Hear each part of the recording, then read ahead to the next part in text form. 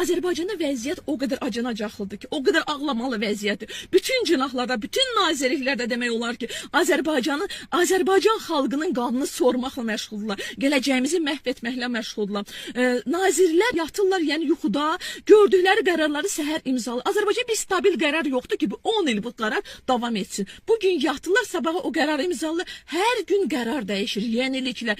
Biri var, yeniliklər yaxşı tərəfə yönəlsin, xalqın dirçəlişi üçün, xalqın xeyr, təhsilimizi məhv edirlər, mədəniyyətimizi məhv edirlər, səhiyyəmizi məhv edirlər. Sosial Müdafiə Nazirinə bərbad yönümlü islahatlar var.